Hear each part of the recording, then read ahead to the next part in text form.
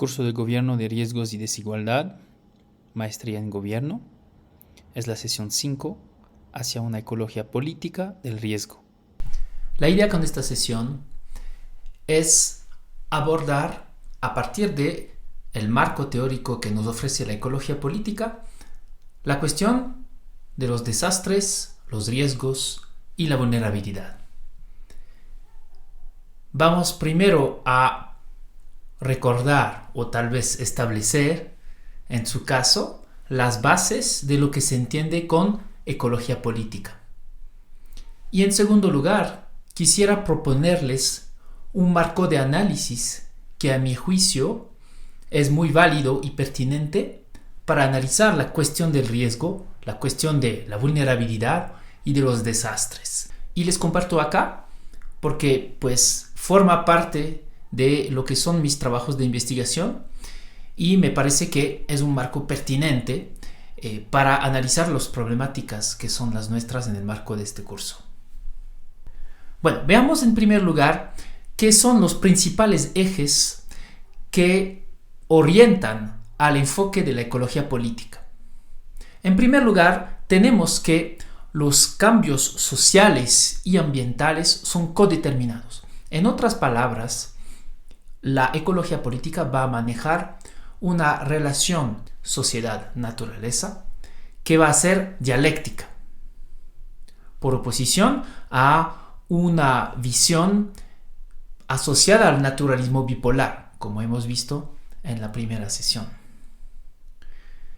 En segundo lugar, la ecología política va a considerar que se produce el ambiente, es decir, el espacio que rodea y dentro de los cuales los seres humanos, los grupos humanos, las sociedades humanas se mueven, actúan, viven, pues son espacios producidos y que van a depender de un conjunto de condiciones relacionadas con el entorno político, económico, histórico, sociocultural, etc. Es decir, va a haber una gran determinación social del espacio. En tercer lugar, y tal vez desde el aspecto más importante, la ecología política va a considerar que la relación entre sociedad y naturaleza, la producción del espacio o del ambiente, si quieren, es mediado por las estructuras de poder. Y va a ser mediado por unas estructuras de poder que tienden a ser desiguales y a producir desigualdades. En otras palabras, la producción del ambiente es todo menos neutral. Va a ser políticamente situada y en este sentido vamos a tener grupos humanos de la población que necesariamente van a perder y otros que van a ganar en esa producción del ambiente, en este ordenamiento, si quieren, del ambiente socialmente determinado. ¿Quién va a perder? ¿Quién va a ganar? Estas van a ser dentro de las preguntas más importantes que se van a plantear la ecología política. En cuarto lugar, tenemos que las estructuras sociales que median la producción del ambiente, pues van a estar asociadas a, por ejemplo, estructuras de clase, estructuras determinadas por el género, por la etnia, estructuras coloniales, estructuras generacionales. Pues todas estas estructuras sociales van a determinar quién gana y quién pierde. Y en ese análisis de quién gana y quién pierde, en la capacidad de aprovechar del ambiente, la capacidad de aprovechar de la naturaleza, en ese análisis de quién gana y quién pierde, tal vez en los efectos y las consecuencias del aprovechamiento de la naturaleza, por ejemplo, la contaminación, pues la ecología política se va a plantear al analizar estas dimensiones, estos procesos, tomando en cuenta estas estructuras de poder. Y va a plantear la ecología política que no se puede analizar quién gana y quién pierde sin tomar en cuenta estas estructuras sociales. En 5 lugar, ya que la producción del ambiente, la producción del espacio, va a ser un proceso sumamente desigual, necesariamente vamos a tener conflictividad social. Parte del enfoque de la ecología política es estudiar, caracterizar estos conflictos sociales. ¿Quién son los sujetos principales de estos conflictos? ¿Cómo actúan? ¿Qué reivindican? ¿Cuáles son las relaciones de poder que se establecen entre los diferentes actores involucrados en estos conflictos? Y para terminar, en 6º lugar, y tal vez es un aspecto que realmente nos importa en el marco de este curso, tenemos que la ecología política va a buscar establecer las instituciones que van a ser las más adecuadas para apuntar a sociedades menos desiguales, para apuntar a sociedades humanas en las cuales existe un aprovechamiento compartido y más igualitario de la naturaleza. Sociedades en las cuales hay un padecimiento más compartido, menos desigual de lo que son los procesos destructivos de la naturaleza, por ejemplo, la contaminación.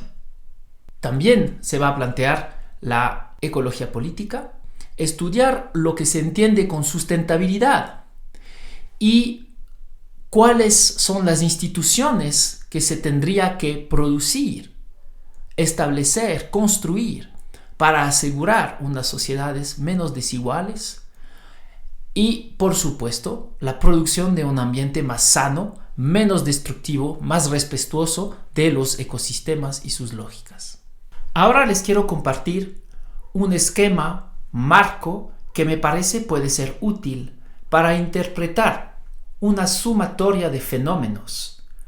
Y de hecho, es parte de mi trabajo establecer este tipo de marco para analizar problemas como los recursos, los yacimientos, en particular los yacimientos minerales, la escasez de recursos, el agua, por ejemplo, para estudiar lo que es la salud, para estudiar, por supuesto, lo que es el territorio y la misma naturaleza. Y para terminar, creo que es un marco que puede ser útil para analizar la cuestión del riesgo, la vulnerabilidad, las vulnerabilidades y los desastres. Ese marco lo he establecido, lo he producido apoyándome en una sumatoria de referencias que tienen que ver, por supuesto, con la ecología política y otras producciones académicas. Y me parece que también en base a las lecturas que hemos podido recorrer, se trata de un marco que sí nos puede ayudar a analizar de manera más integrada la cuestión de los riesgos y su manejo. El marco es constituido de 5 dimensiones que propongo están dialécticamente relacionadas, es decir, hay una codeterminación mutua de cada una de estas dimensiones. Hablamos de la dimensión biofísica, de la dimensión tecnológica, la dimensión sociocultural, la dimensión económica y la dimensión política. Me parece que para poder pensar en un manejo de riesgo adecuado, que mejor construye mecanismos de anticipación, de previsión o de recuperación después de un desastre, esas dimensiones nos van a dar un marco que van a permitir pensar la construcción de estos mecanismos.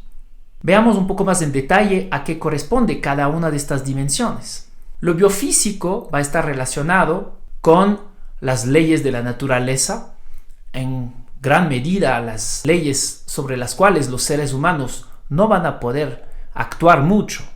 Hablamos, por ejemplo, de las leyes de la física que implican acontecimientos como terremotos, hablamos de la ley de la gravedad, hablamos de leyes que gobiernan la reproducción de bacterias, así sucesivamente. Hablamos también de las dinámicas constitutivas de los ecosistemas y de las relaciones complejas que existen entre las especies. La dimensión tecnológica se va a referir a todo lo que son las infraestructuras, qué tipo de técnicas y de tecnologías se ponen en marcha en los territorios, en la naturaleza, para poder establecer, por ejemplo, un acceso a recursos, para poder controlar recursos, para poder tal vez mitigar algún riesgo específico. ¿Qué tipo de ordenamientos corresponde a estas tecnologías a nivel del territorio del espacio?